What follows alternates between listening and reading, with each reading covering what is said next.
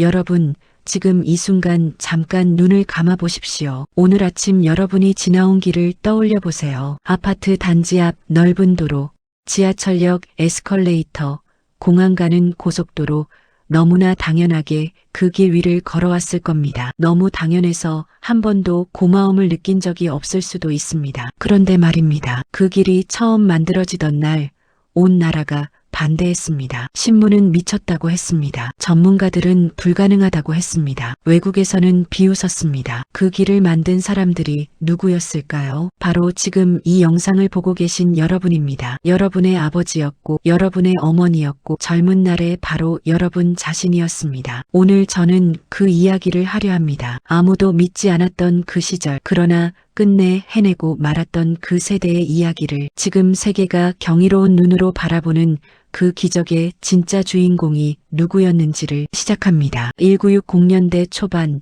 대한민국은 세계에서 가장 가난한 나라 중 하나였습니다. 지금 젊은 세대는 상상조차 못합니다. 국민 1인당 소득이 90달러도 되지 않던 시절이었습니다. 아프리카의 여러 나라보다도 형편이 못했습니다. 전쟁이 끝난 지 채 10년도 되지 않은 나라, 전국 어디를 가도 폐허의 흔적이 남아있던 나라였습니다. 서울 도심에도 비포장도로가 즐비했습니다. 장마철이 되면 길이 진흙탕으로 변해 차는커녕 걷기도 힘들었습니다. 한강에는 변변한 다리 하나가 없었습니다. 서울에서 부산까지 가려면 기차로 15시간이 넘게 걸렸습니다. 그것도 기차가 있으면 다행이었습니다. 많은 사람들이 버스를 여러 번 갈아타며 하루 종일 걸려야 겨우 닿을 수 있는 거리였습니다. 그 시절을 살았던 분들은 아실 겁니다. 길이 없다는 것이 단순히 불편한 것이 아니라는 사실을, 길이 없다는 것은 희망이 없다는 것과 같았습니다. 쌀을 팔러 읍내에 가려 해도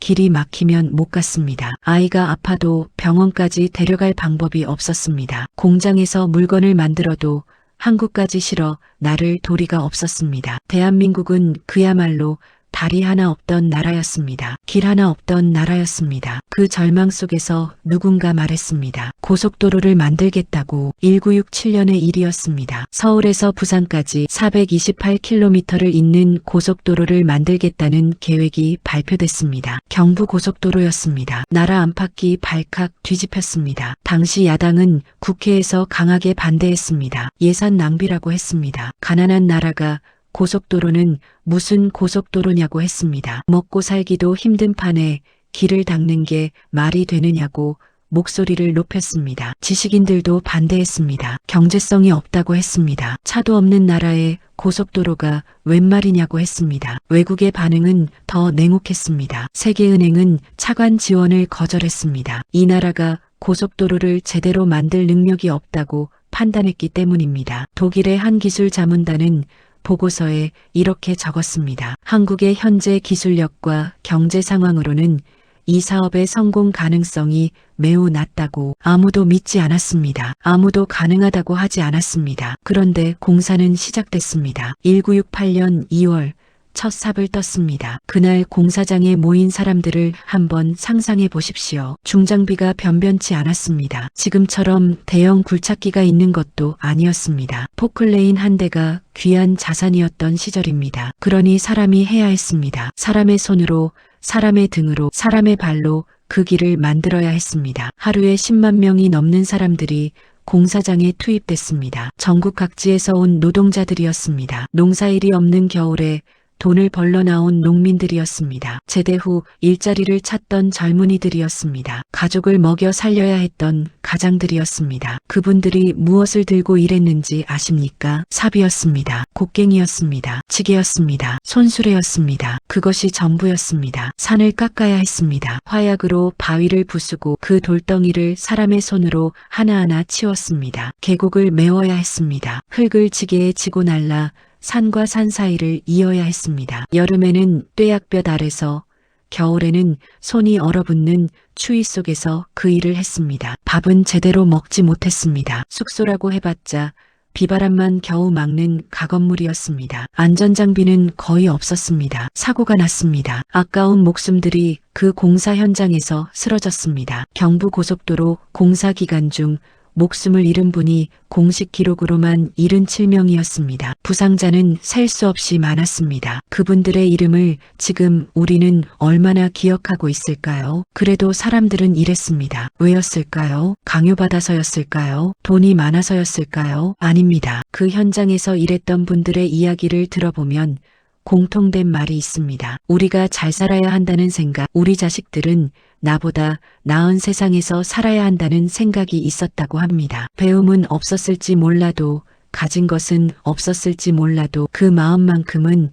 누구에게도 지지 않았던 사람들이었습니다. 그리고 29개월 후인 1970년 7월 7일 경부고속도로가 완전 개통됐습니다. 전국이 일일생활권이 됐습니다. 그때까지 15시간이 걸리던 서울 부산 구간이 4시간 30분으로 줄었습니다. 물류의 흐름이 바뀌었습니다. 산업이 살아났습니다. 한국 경제가 뛰기 시작했습니다. 그 고속도로는 단순한 도로가 아니었습니다. 그것은 가능성의 선이었습니다. 희망의 선이었습니다. 아무도 믿지 않았지만 우리가 해냈다는 증거였습니다. 그런데 그것이 끝이 아니었습니다. 이번에는 땅 밑이었습니다. 1974년 서울 지하철 1호선이 개통됩니다. 지금은 서울 지하철이 9호선까지 있고 하루 수백만 명이 이용하는 세계 최고 수준의 도시 철도망이 됐습니다만 그 시작은 정말 아무것도 없는 데서 출발했습니다. 당시 서울은 인구가 폭발적으로 늘고 있었습니다. 전국에서 사람들이 일자리를 찾아 서울로 몰려들던 시절이었습니다. 버스는 항상 터질 듯 10,000원이었습니다. 출퇴근 시간이면 사람들이 버스 문이 닫히지도 않은 채 매달려 다녔습니다. 교통체증으로 도시 기능이 마비될 지경이었습니다. 지하철을 만들어야 한다는 이야기가 나왔습니다. 이번에도 반대가 거셌습니다. 돈이 없다고 했습니다. 기술이 없다고 했습니다. 서울의 땅 밑이 안반이라 굴착이 불가능하다는 전문가도 있었습니다. 일본에서 기술을 들여와야 한다는 말도 있었고 그 비용을 감당할 수 없다는 말도 있었습니다. 그러나 공사는 시작됐습니다. 문제는 기술이었습니다. 대한민국에는 지하철을 만들어 본 사람이 없었습니다. 처음 해보는 일이었습니다. 일본 기술자들이 들어왔습니다. 그들 옆에서 우리 기술자들이 어깨 너머로 배웠습니다. 낮에는 공사를 하고 밤에는 도면을 들여다봤습니다. 실수하고 다시 하고 또 실수하고 또 다시 했습니다. 지하철 공사장 역시 목숨을 담보로 한 현장이었습니다. 땅 밑에서 일하는 것이었으니 얼마나 위험했겠습니까? 무너질 것 같은 안반 아래서 물이 새어드는 지하갱도 안에서 그분들은 일했습니다. 1974년 8월 5일 서울 지하철 1호선이 개통됐습니다. 서울역에서 청량리까지 단 9개역이었습니다. 짧은 구간이었습니다. 그러나 그 짧은 구간이 출발점이었습니다. 그 한 줄기 선이 훗날 거미줄처럼 서울 전역을 연결하게 될 지하 세계의 첫 번째 씨앗이었습니다. 이 두 가지 이야기만으로도 충분히 감격스럽습니다만 오늘 제가 드리려는 이야기는 여기서 끝나지 않습니다. 왜냐하면 가장 놀라운 이야기가 아직 남아있기 때문입니다. 인천국제공항 이야기입니다. 1990년대 초반 서울 김포공항이 한계에 다다랐습니다. 국제선 승객이 폭발적으로 늘어나면서 공항이 더 이상 감당할 수 없는 지경이 됐습니다. 새 공항이 필요했습니다. 부지를 물색했습니다. 인천 앞바다의 작은 섬 영종도와 용유도 사이에 바다를 매립해서 공항을 짓겠다는 계획이 나왔습니다. 바다를 메워서 공항을 짓는다는 것이었습니다. 이번에도 세상은 반응했습니다. 불가능하다고 했습니다. 바다를 매립하는 데 드는 비용과 시간을 어떻게 감당하겠느냐고 했습니다. 안개가 많은 지역이라 공항 입지로 적합하지 않다는 전문가 의견도 있었습니다. 환경 문제를 제기하는 목소리도 있었습니다. 무엇보다 규모가 달랐습니다. 경부고속도로나 서울 지하철과는 비교할 수 없는 초대형 프로젝트였습니다. 바다를 5,500만 제곱미터 넘게 매립해야 했습니다. 여의도 면적의 17배에 해당하는 규모였습니다. 공사는 1992년부터 시작됐습니다. 수백 척의 바지선이 바다를 가득 메웠습니다. 돌과 흙을 실어 날랐습니다. 파도가 치면 이미 쌓아 올린 것이 무너지기도 했습니다. 조류가 공사를 방해했습니다. 기상이 변덕을 부렸습니다. 그래도 매립은 계속됐습니다. 육지가 없는 곳에 육지를 만들었습니다. 아무것도 없던 바다 위에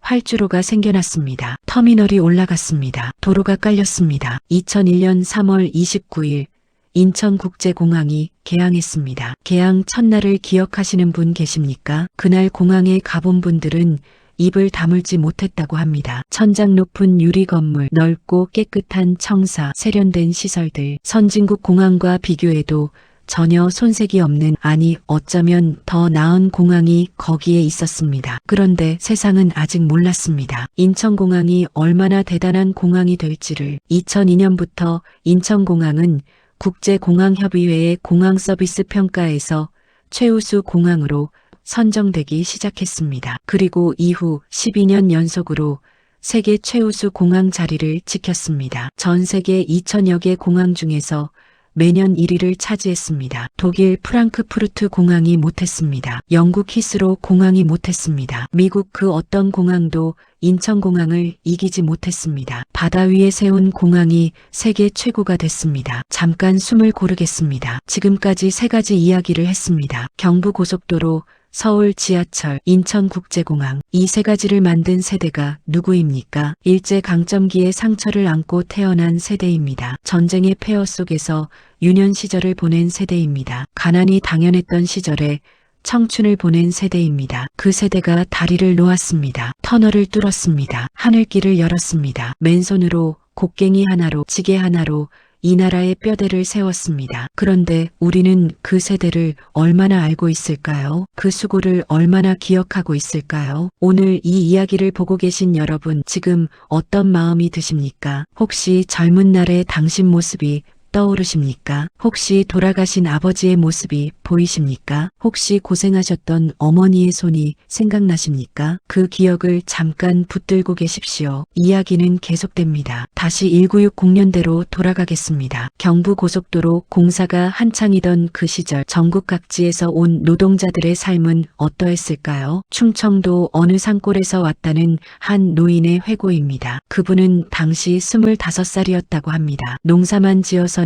식구를 먹여 살릴 수 없어서 고속도로 공사판에 나왔다고 했습니다. 처음에는 어디서 무엇을 어떻게 해야 하는지도 몰랐다고 합니다. 그냥 시키는 대로 삽질하고 돌 나르고 흙 퍼담고 했다고 합니다. 한여름 떼약볕 아래서 일할 때는 입에서 쓴물이 올라왔다고 합니다. 두 손에 물집이 생기고 그 물집이 터지고 굳은 살이 박이고 또 새 물집이 생기는 일이 반복됐다고 합니다. 밥은 새벽에 일어나 짓고 새벽에 먹고 어두울 때까지 일하다가 어두운데 누워 잤다고 합니다. 그러나 이상하게도 힘들다는 생각은 별로 안 들었다고 합니다. 그분은 이렇게 말씀하셨습니다. 내가 지금 나라를 위해 일을 하고 있다는 생각, 이 도로가 완성되면 나라가 달라질 거라는 생각이 있었기 때문이라고, 내 아이들이 이 길 위로 마음껏 다닐 수 있게 될 거라고 생각하니 힘든 줄을 몰랐다고. 그 마음이 길이 됐습니다. 그 마음이 다리가 됐습니다. 그 마음이 공항이 됐습니다. 여러분,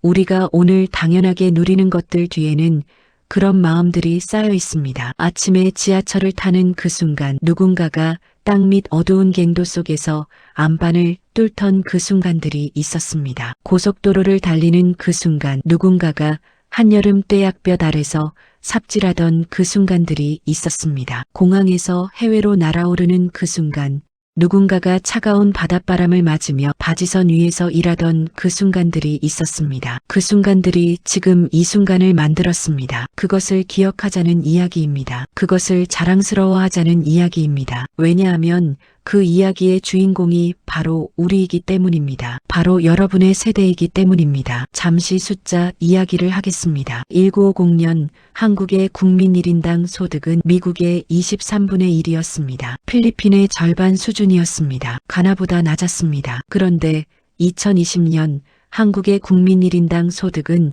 3만 달러를 넘었습니다. 세계 10번째 안에 드는 경제 규모가 됐습니다. 23분의 1이 어느새 세계 10위권이 됐습니다. 이 기적의 숫자들 뒤에 길이 있었습니다. 다리가 있었습니다. 항구가 있었습니다. 공항이 있었습니다. 인프라가 있었습니다. 그리고 그 인프라를 만든 것은 기계가 아니었습니다. 자본이 아니었습니다. 사람이었습니다. 사람의 땀이었습니다. 사람의 의지였습니다. 사람의 희생이었습니다. 경부고속도로에 관한 이야기를 조금 더 드리겠습니다. 많은 분들이 경부고속도로 하면 처음부터 큰 반대가 있었다는 것 그리고 놀라운 속도로 완공됐다는 것 정도를 알고 계실 겁니다. 그런데 그 공사 현장의 구체적인 이야기는 잘 알려져 있지 않습니다. 당시 경부고속도로 공사에 사용된 공법 중 상당수는 우리 기술자들이 즉석에서 만들어낸 것들이었습니다. 미국이나 유럽의 기술을 들여오려 했지만 비용 문제로 어려웠습니다. 그래서 우리 기술자들이 현장에서 궁리했습니다. 이 안반은 어떻게 뚫을까? 이 경사면은 어떻게 다질까? 이 다리는 어떻게 세울까? 교과서에 없는 방법으로 문제를 해결해야 했습니다. 현장에서 배우고,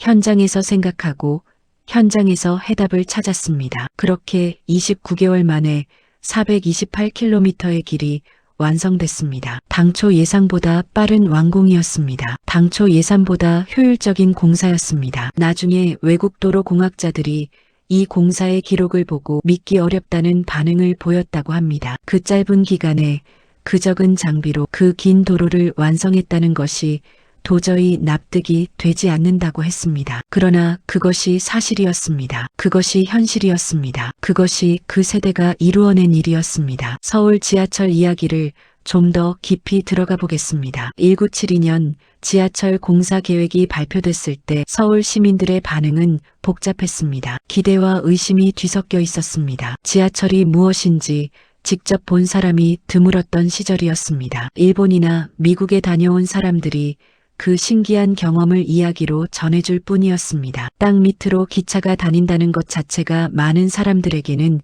공상과학 이야기처럼 들렸습니다. 공사가 시작되자 서울 도심 곳곳이 파헤쳐졌습니다. 종로 한복판이 뚫렸습니다. 을지로가 파였습니다. 먼지가 날렸습니다. 소음이 끊이지 않았습니다. 상인들이 장사를 못한다고 아우성쳤습니다. 시민들이 불편을 호소했습니다. 그래도 공사는 멈추지 않았습니다. 지하철 공사에 참여했던 한 기술자의 이야기가 전해집니다. 그분은 당시 30살이 채 되지 않은 젊은 엔지니어였습니다. 지하철을 만드는 것이 처음이었으니 모르는 것 투성이었다고 합니다. 일본 기술자들이 와서 가르쳐줬지만 언어 장벽도 있었고 현장 상황이 교과서와 달라 그대로 적용할 수 없는 경우도 많았다고 합니다. 서울의 집안은 생각보다 복잡했습니다. 구간마다 지질이 달랐습니다. 어떤 구간은 연약 집안이어서 땅이 꺼질 위험이 있었고 어떤 구간은 단단한 화강암 반석이어서 굴착 자체가 힘들었습니다. 지하수가 솟아나 공사를 방해하는 구간도 있었습니다. 그 기술자는 매일 밤 숙소에 돌아와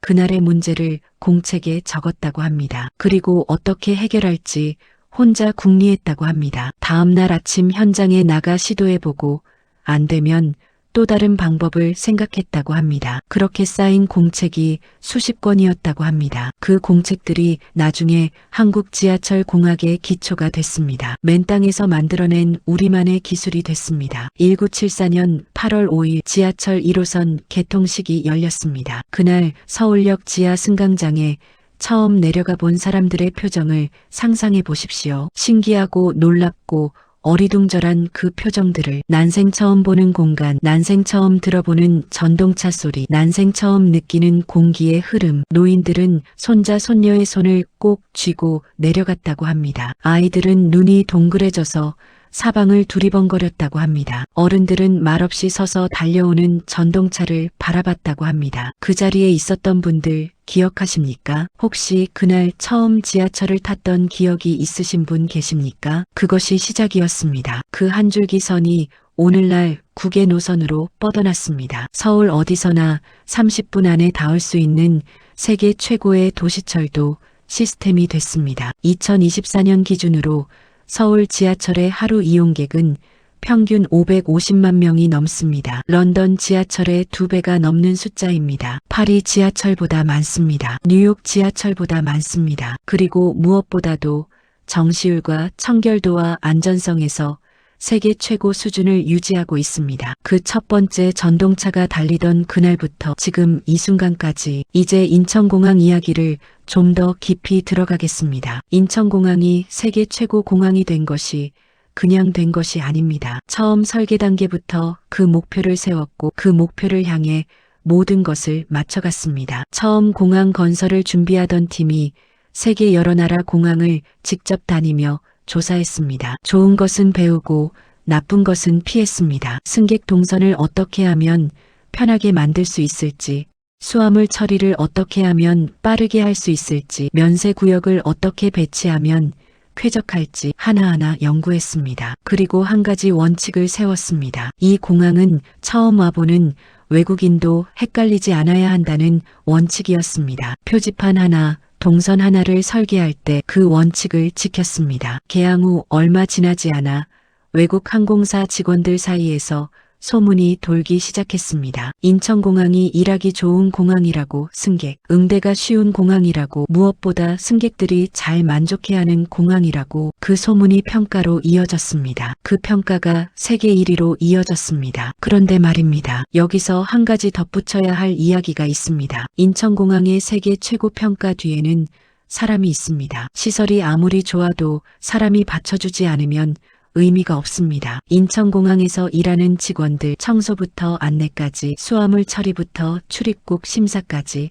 그 모든 과정에 있는 사람들이 공항의 수준을 만들었습니다. 외국에서 온 관광객들이 인천공항에 대해 가장 많이 하는 말이 있습니다. 깨끗하다는 것, 빠르다는 것, 그리고 직원들이 친절하다는 것입니다. 그 친절함은 어디서 왔을까요? 그것은 우리 민족이 원래 가지고 있던 것입니다. 손님을 귀하게 여기고 대접하기를 즐기고 남에게 폐를 끼치지 않으려는 그 마음, 가난하던 시절에도 손님이 오면 있는 것 없는 것 다 꺼내 대접하던 그 마음이 공항 직원의 미소 속에 살아있는 겁니다. 그 마음도 인프라입니다. 눈에 보이지 않는 인프라입니다. 이쯤에서 한 가지 질문을 드리겠습니다. 여러분은 경부고속도로가 처음 개통됐을 때 어디서 무엇을 하고 계셨습니까? 1970년이면 지금으로부터 55년 전입니다. 그때 10살이었던 분은 지금 65살입니다. 그때 20살이었던 분은 지금 75살이십니다. 어떤 분은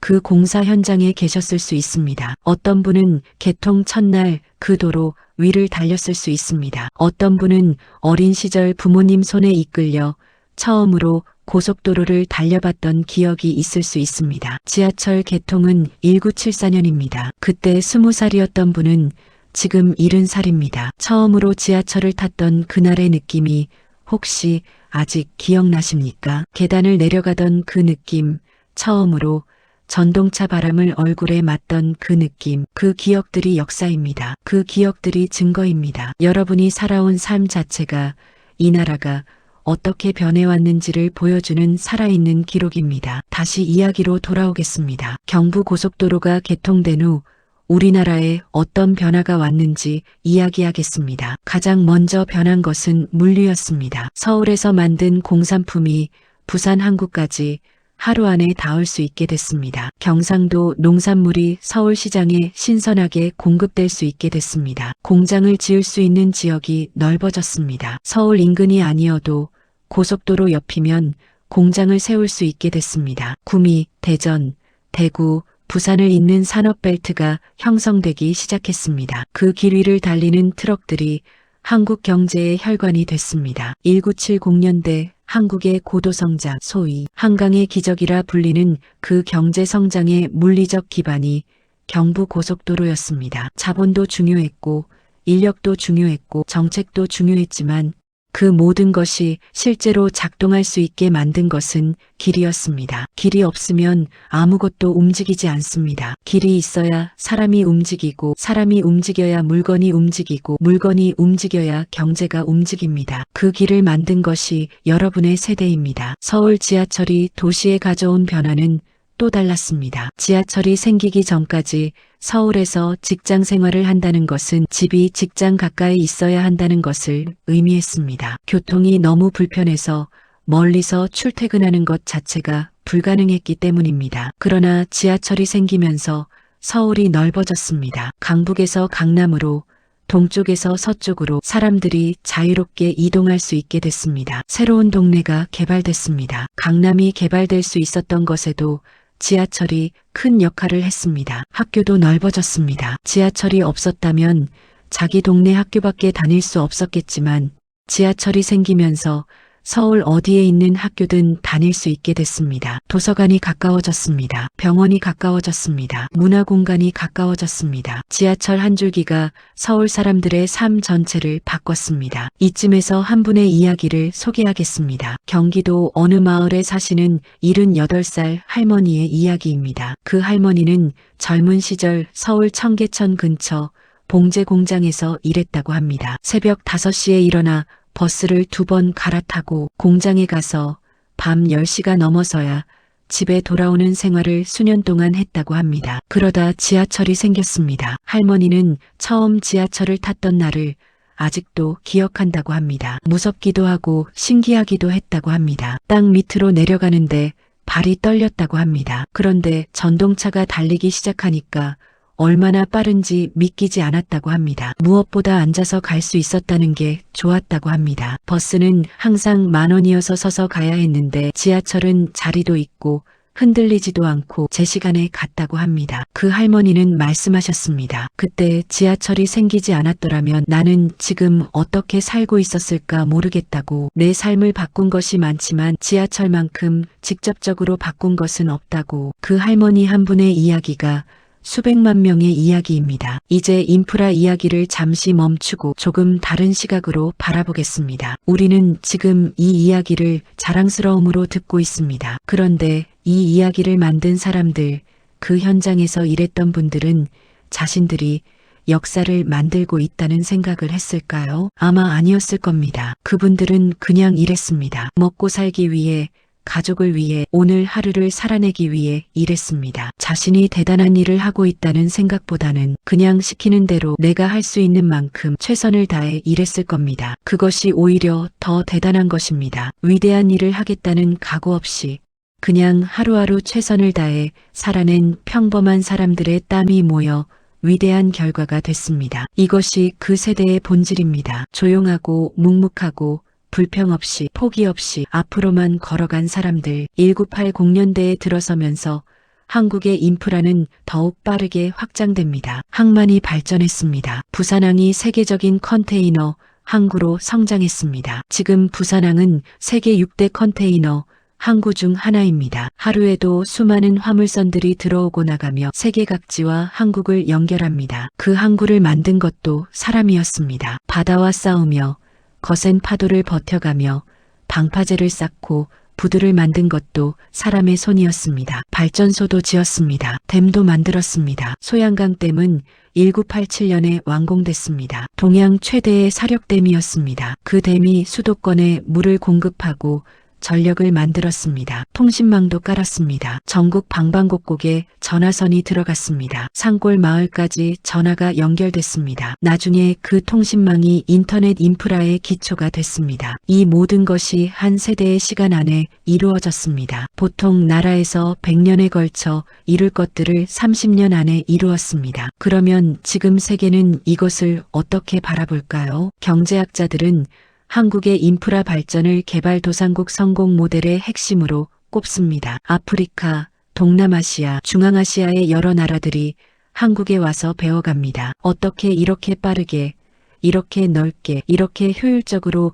인프라를 구축할 수 있었느냐고 묻습니다. 우리 코이카 같은 기관을 통해 한국의 경험이 세계로 전해집니다. 경부고속도로 건설 경험이 다른 나라의 고속도로 건설에 참고가 됩니다. 서울 지하철 건설과 운영 노하우가 세계 여러 도시의 교통 개선에 활용됩니다. 미국 하버드 대학교 경제학과에서는 한국의 압축 성장, 그 중에서도 인프라 투자의 역할을 연구 주제로 다루고 있습니다. 세계은행은 한국의 경험을 개도국 발전 전략에 참고 사례로 활용합니다. 아이러니한 것은 경부고속도로 건설 당시 차관 지원을 거절했던 바로 그 세계은행이 지금은 한국의 경험을 배우라고 다른 나라들에게 권고한다는 사실입니다. 그때 아무도 안 믿었지만 지금 세계가 인정합니다. 그 반전이 더 감동적인 것은 과정이 있기 때문입니다. 쉽게 이루어진 것이 아무것도 없었습니다. 모든 것이 힘들었습니다. 모든 것이 처음이었습니다. 모든 것에 반대가 있었습니다. 그러나 했습니다. 왜 했을까요? 그것이 이 이야기에서 가장 중요한 질문입니다. 가난했기 때문에 오히려 간절했습니다. 가진 것이 없었기 때문에 더 열심히 했습니다. 기술이 없었기 때문에 더 공부했습니다. 경험이 없었기 때문에 더 주의 깊게 배웠습니다. 결핍이 동력이 됐습니다. 없음이 힘이 됐습니다. 이것이 바로 그 세대의 비밀입니다. 한 가지 더 이야기하겠습니다. 우리는 흔히 그 시절의 어려움을 이야기할 때 힘들었다, 가난했다, 없었다는 말을 씁니다. 물론 그것은 사실입니다. 그러나 그 시절을 단순히 가난하고 힘든 시절로만 기억하는 것은 부족합니다. 그 시절에는 희망이 있었습니다. 지금보다 나아질 수 있다는 믿음이 있었습니다. 우리 아이들은 우리보다 잘 살 것이라는 확신이 있었습니다. 이 나라가 언젠가는 달라질 것이라는 기대가 있었습니다. 그 희망이 사람들을 움직이게 했습니다. 그 희망이 삽질하게 하고 돌 나르게 하고 밤새도면 들여다보게 했습니다. 그리고 그 희망은 이루어졌습니다. 이 사실을 기억해야 합니다. 희망을 품었고 그 희망대로 되었다는 사실을. 이것은 단순한 자랑이 아닙니다. 이것은 희망이 실제로 이루어진다는 증거입니다. 이 이야기를 보고 계신 분들 중에 혹시 그 시절 공사판에 나가 일하신 분이 계십니까? 혹시 부모님이 그 현장에서 일하셨던 분이 계십니까? 그 이야기를 꼭 댓글에 남겨주십시오. 당신이 기억하는 그 시절 이야기가 역사입니다. 당신이 경험한 그 순간들이 이 나라의 기록입니다. 그것을 남겨야 합니다. 다음 세대에 전해야 합니다. 지하철 개통 첫날을 기억하시는 분, 고속도로를 처음 달려봤던 날을 기억하시는 분, 아버지가 공사판에서 일하셨다는 기억이 있는 분, 어머니가 공장에서 일하며 가족을 부양하셨던 이야기가 있는 분, 그 이야기들이 이 채널의 진짜 역사가 됩니다. 그 이야기들이 이 영상을 완성시킵니다. 앞서 경부고속도로, 서울 지하철, 인천국제공항 이야기를 했습니다. 그런데 이 세 가지는 눈에 보이는 인프라입니다. 콘크리트가 있고 철근이 있고 아스팔트가 있는 물리적인 것들입니다. 그런데 그 세대가 만든 것 중에 눈에 보이지 않는 것들도 있습니다. 어쩌면 그것이 더 중요한 유산일 수도 있습니다. 무엇일까요? 교육입니다. 1950년대 말 대한민국의 문맹률은 매우 높았습니다. 글을 읽지 못하는 사람들이 전체 성인 인구의 상당수를 차지했습니다. 학교가 없는 마을도 많았습니다. 학교가 있어도 책이 없었습니다. 책이 있어도 선생님이 부족했습니다. 그 상황에서 부모들이 한 일이 있습니다. 자신은 못 먹어도 자식 교육은 시켰습니다. 자신은 못 입어도 자식 학비는 냈습니다. 논밭을 팔아서 자식을 대학에 보낸 부모가 셀 수 없이 많았습니다. 이것이 눈에 보이지 않는 인프라입니다. 세대에서 세대로 이어진 교육의 사다리입니다. 그 사다리를 타고 올라간 자식들이 기술자가 됐습니다. 엔지니어가 됐습니다. 과학자가 됐습니다. 그들이 반도체를 만들었습니다. 자동차를 설계했습니다. 조선소를 운영했습니다. 휴대폰을 개발했습니다. 지금 한국이 반도체 강국이고 자동차 강국이고 조선 강국이고 정보통신 강국인 것은 그 부모 세대의 교육 투자 덕분입니다. 길 하나 없던 나라가 기술 강국이 된 것은 논밭을 팔아 자식을 가르친 그 헌신 덕분입니다. 그것도 인프라입니다. 세상에서 가장 값진 인프라입니다. 1970년대에 한국은 중화공업 육성에 나섰습니다. 철강, 조선, 석유화학, 전자, 기계, 비철금속 이 6가지 분야를 집중적으로 키우겠다는 계획이었습니다. 당시 세계 전문가들은 또 한 번 고개를 저었습니다. 이 나라가 중화공업을 한다고? 기술도 없고 자본도 없고 경험도 없는 나라가? 그러나 포항에 제철소가 들어섰습니다. 현대가 조선소를 지었습니다. 그것도 설계도면도 없던 시절에 배를 사겠다는 선주를 먼저 찾아가 계약을 맺고 그 계약서를 은행에 가져가 돈을 빌리고 그 돈으로 조선소를 짓고 조선소가 지어지는 동안 배를 설계했습니다. 배와 조선소가 동시에 만들어진 겁니다. 이것이 말이 됩니까? 상식적으로 가능한 일입니까? 그러나 해냈습니다. 1974년에 첫 번째 배가 완성됐습니다. 26,000 톤급 유조선이었습니다. 그 배가 바다로 나가는 순간 세계 조선업계가 놀랐습니다. 그 이유를 우리는 알고 있습니다. 한국 조선업은 세계 최고가 됐습니다. 세계에서 가장 크고 가장 복잡하고 가장 정교한 배들을 한국이 만듭니다. 그 시작이 불가능을 가능으로 바꾼 그 첫 번째 배였습니다. 반도체 이야기도 빼놓을 수 없습니다. 1993년 삼성전자가 64K 디램 반도체 개발에 성공했습니다. 당시 미국과 일본이 반도체 시장을 거의 독점하고 있던 시절이었습니다. 한국이 반도체를 만들겠다고 했을 때 일본 업체들이 비웃었다고 합니다. 일본이 수십 년에 걸쳐 쌓아온 기술을 한국이 따라올 수 있겠느냐고. 그러나 1997년에 한국은 3회가 D램을 세계 최초로 개발했습니다. 일본을 앞질렀습니다. 미국도 놀랐습니다. 지금 세계 반도체 시장에서 한국의 삼성전자와 SK하이닉스가 메모리, 반도체 시장의 절반 이상을 차지하고 있습니다. 전 세계 스마트폰의 절반 이상에 한국 반도체가 들어 있습니다. 미국의 인공지능 서버에도 한국 반도체가 들어 있습니다. 유럽의 자동차에도 한국 반도체가 들어 있습니다. 그 시작이 193년에 그 첫 번째 반도체였습니다. 그리고 그 반도체를 만든 기술자들은 대부분 논밭을 팔아 자식을 가르친 그 부모 세대의 아이들이었습니다. 보이십니까? 이 연결이 논밭을 판 부모, 열심히 공부한 자식, 그 자식이 만든 반도체, 그 반도체 위에 올라선 세계 최고의 기술 강국, 이 모든 것이 하나로 이어져 있습니다. 이제 세계가 한국을 어떻게 보는지 이야기할 차례입니다. 2019년 영국의 한 권이 있는 경제지가 20세기 최고의 경제 발전 사례로 한국을 꼽았습니다. 전쟁의 폐허에서 반세기 만에 선진국에 진입한 유일한 나라라고 했습니다. 2021년 UN 무역개발회의 웅크타드는 한국을 개발도상국에서 선진국으로 지위를 변경했습니다. 이 기구가 생긴 이래 처음 있는 일이었습니다. 개도국이 선진국이 된 첫 번째 사례가 한국이었습니다. 전 세계가 지켜보는 가운데 대한민국이 공식적으로 선진국이 됐습니다. 그 선진국 지위를 만든 것이 누구입니까? 고속도로를 닦은 그 세대입니다. 지하철을 뚫은 그 세대입니다. 바다를 메워 공항을 만든 그 세대입니다. 논밭을 팔아 자식을 가르친 그 세대입니다. 아무도 안 믿었지만 포기하지 않은 그 세대입니다. 그런데 저는 여기서 한 가지를 더 말씀드려야겠습니다. 그 세대에 대한 이야기를 할 때 우리는 가끔 중요한 것을 빠뜨립니다. 여성들의 이야기입니다. 공사 현장에 나간 것은 주로 남성들이었습니다. 그러나 그 남성들이 공사판에 나가 있는 동안 집을 지킨 것은 여성들이었습니다. 아이를 키우고 밭을 일구고 시부모를 모시고 남편을 기다린 것은 여성들이었습니다. 도시에서는 또 달랐습니다. 봉제 공장에서, 가발 공장에서, 전자부품 조립 라인에서 일한 것도 여성들이었습니다. 그 작은 손들이 실을 꿰고 납을 녹이고 부품을 조립하며 수출 달러를 벌었습니다. 1963년부터 1980년대까지 한국 수출의 상당 부분을 차지한 것이 섬유와 의류였습니다. 그 공장을 돌린 것은 농촌에서 올라온 어린 여성 노동자들이었습니다. 그분들이 번 외화가 중화공업투자재원이 됐습니다. 그분들의 수고가 반도체의 씨앗이 됐습니다. 그분들의 이름은 역사책에 없습니다. 그분들의 얼굴은 기념비에 없습니다. 그러나 그분들 없이는 이 기적도 없었습니다. 오늘 이 자리에서 그분들에 대한 이야기를 꼭 드리고 싶었습니다. 인천공항 이야기로 다시 돌아오겠습니다. 2023년 기준으로 인천공항은 연간 7천만 명 이상의 승객을 처리합니다. 세계에서 가장 바쁜 공항 중 하나가 됐습니다. 그런데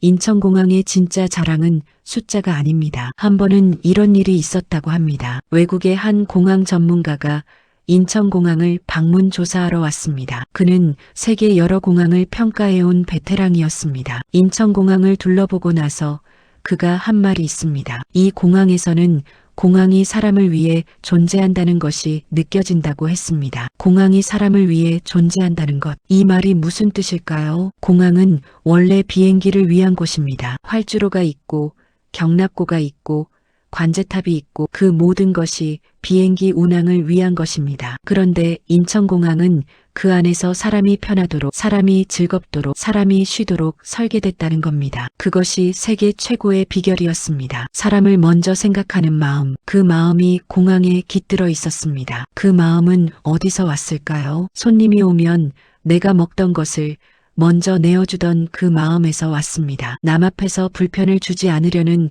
그 마음에서 왔습니다. 이 나라 사람들이 수천 년을 살아오며 몸에 익힌 그 마음에서 왔습니다. 기술이 마음을 만난 것입니다. 그래서 세계 최고가 된 것입니다. 이제 현재 이야기를 하겠습니다. 오늘날 대한민국의 인프라 수준은 세계 어디에 내놓아도 부끄럽지 않습니다. 고속도로는 4,000km를 넘어섰습니다. 전국 어디서나 1시간 안에 고속도로에 올라탈 수 있습니다. 고속철도 KTX는 서울에서 부산까지 2시간 반 만에 달립니다. 1970년 고속도로 개통 전 15시간 걸리던 그 거리를 서울 지하철은 9개 노선 300개가 넘는 역을 가진 세계 최고 수준의 도시철도가 됐습니다. 배차 간격이 짧고 정시율이 높고 안전하고 깨끗합니다. 외국에서 온 관광객들이 서울 지하철을 타고 나서 하는 말이 있습니다. 우리나라 지하철보다 훨씬 낫다고. 인터넷은 세계 최고 속도입니다. 전국 어디서나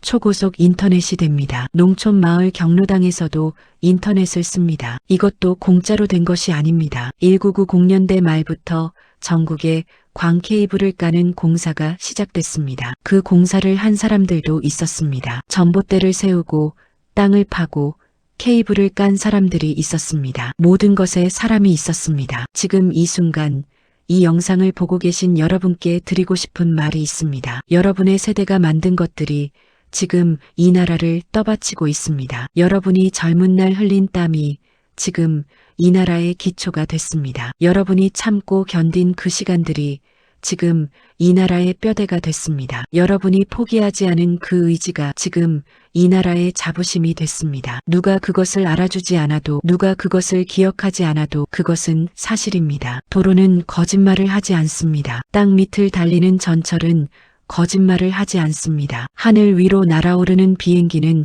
거짓말을 하지 않습니다. 그것들이 모두 말하고 있습니다. 당신들이 만들었다고, 당신들이 해냈다고, 당신들 덕분이라고. 제가 이 이야기를 준비하면서 한 분을 인터뷰했습니다. 72살의 남성분이었습니다. 젊은 시절 서울 지하철 공사 현장에서 일하셨다고 합니다. 3호선 공사 때였다고 하셨습니다. 그분은 자녀들이 지하철을 탈 때마다 아버지가 이 지하철을 만들었다고 이야기한다고 합니다. 그런데 자녀들이 그냥 흘려듣는다고 하셨습니다. 아, 그래요 하고 많은 경우가 많다고. 그 말씀을 하시면서 조금 섭섭한 표정을 지으셨습니다. 섭섭하다기보다는 그냥 아쉽다는 표정이었습니다. 저는 그분께 말씀드렸습니다. 그 섭섭함이 이해된다고. 그러나 그 지하철을 매일 타면서도 그것이 만들어지기 위해 누군가의 청춘이 들어갔다는 것을 모르는 것은 알려주지 않았기 때문이라고. 그래서 이 영상이 필요합니다. 그래서 이 이야기를 해야 합니다. 자녀들에게, 손자, 손녀들에게 이 영상을 보여주십시오. 당신이 살아온 이야기를 직접 해주십시오. 당신이 젊었던 시절, 당신이 일했던 현장, 당신이 흘렸던 땀의 이야기를. 그것이 어떤 교과서보다 값진 역사 교육입니다. 이제 마지막을 향해 가겠습니다. 우리는 오늘 다리 하나 없던 나라 이야기를 했습니다. 그 나라가 지금 어떤 나라가 됐는지를 봤습니다. 경부고속도로가 놓이던 그 시절 아무도 믿지 않았습니다. 그러나 우리가 해냈습니다. 서울 지하철이 뚫리던 그 시절 아무도 기대하지 않았습니다. 그러나 우리가 해냈습니다. 인천공항이 바다를 메워 세워지던 그 시절 세상이 비웃었습니다. 그러나 우리가 해냈습니다. 그리고 세계가 인정했습니다. 이 이야기에서 가장 중요한 단어는 무엇일까요? 우리입니다. 나라의 지도자 한 사람이 한 것이 아닙니다. 어떤 기업 하나가 한 것이 아닙니다. 특별한 능력을 가진 소수의 사람들이 한 것이 아닙니다. 평범한 사람들이 했습니다. 이름 없는 사람들이 했습니다. 학력도 없고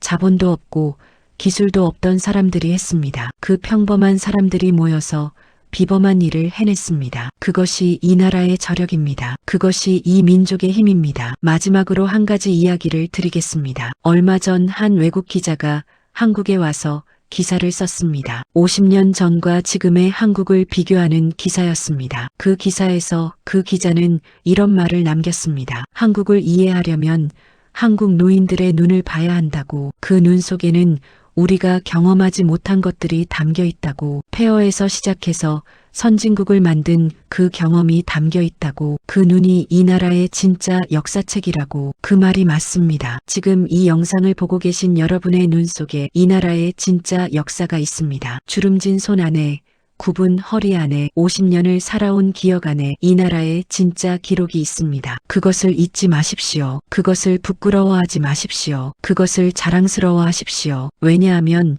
그것은 자랑스러워할 자격이 충분히 있기 때문입니다. 여러분이 젊었던 그 시절, 새벽에 도시락을 싸들고 공사판으로 나가던 그 시절, 손발이 트도록 일하고 돌아와 잠들던 그 시절, 언제쯤 잘 살 수 있을까 생각하면서도 포기하지 않던 그 시절, 그 시절이 있었기에 지금이 있습니다. 아무도 알아주지 않는 것 같아도 역사는 알고 있습니다. 땅이 알고 있습니다. 그 위를 달리는 도로가 알고 있습니다. 땅 밑을 달리는 지하철이 알고 있습니다. 하늘을 날아오르는 비행기가 알고 있습니다. 그 모든 것이 여러분이 만든 것입니다. 다리 하나 없던 나라를 다리 가득한 나라로 만든 것이 여러분입니다. 길 하나 없던 나라를 길 가득한 나라로 만든 것이 여러분입니다. 아무것도 없던 바다 위에 하늘길을 열어놓은 것이 여러분입니다. 오늘 이 영상을 끝까지 봐주셔서 감사합니다. 이 이야기가 마음에 남으신다면 주변 분들과 나눠주십시오. 카카오톡으로, 전화 한 통으로 옆에 앉은 분께 직접 말씀해 주시는 것도 좋습니다. 그리고 댓글에 여러분의 이야기를 남겨주십시오. 그 시절 여러분이 살았던 이야기, 여러분이 일했던 이야기, 여러분이 기억하는 그 순간들을 남겨주십시오. 여러분의 댓글이 이 채널의 역사가 됩니다. 여러분의 기억이 다음 세대에 전해지는 귀한 기록이 됩니다. 구독 버튼을 눌러주시면 다음 이야기도 함께 할 수 있습니다. 좋아요 하나가 이런 이야기를 더 많이 만들 수 있게 해줍니다. 감사합니다. 여러분이 살아온 삶이 이 나라의 자랑입니다. 여러분이 만든 세상 위에서 오늘 우리가 살고 있습니다. 고맙습니다. 정말 고맙습니다.